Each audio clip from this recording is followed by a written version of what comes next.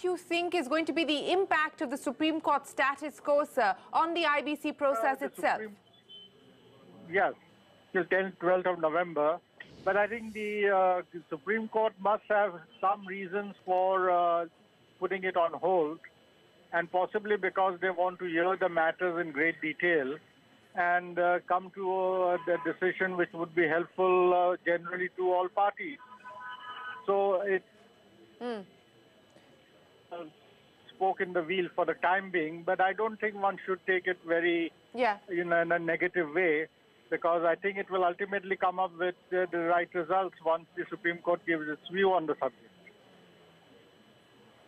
Yeah, but doesn't it mire this entire process into more uncertainty, Mr. Ranina? I mean, you know, you've already got cases that have been filed before the NCLT.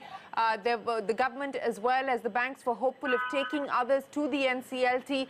Doesn't this now mire this entire process into a period of uncertainty?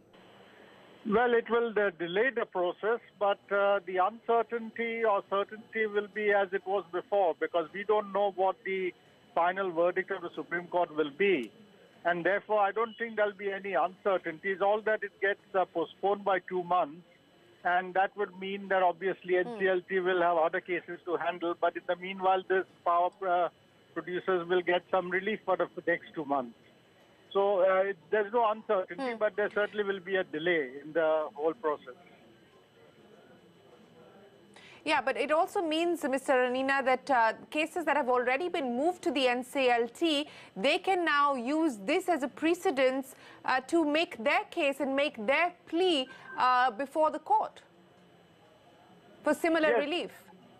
Yes, they can do that. Of course, they will do that. But once the Supreme Court gives its view after the November hearing, then I think all this uncertainty will disappear completely, and then the process will be on stream again. So personally, I think a 2-month delay will not be a very major problem or issue for anybody. In any case, with the festive season, with so many holidays coming in between, I don't think there'll be much of a problem as I see it. So I think a 2-month delay should be taken in the normal course as part of the judicial process in India. Okay, so you believe that this is a temporary hiccup, not necessarily a major setback for the IBC process itself. HP Ranina, always a pleasure. Appreciate you joining us here on CNBC TV 18 to react to the day's development there, which is the status quo that's coming from the Apex Court.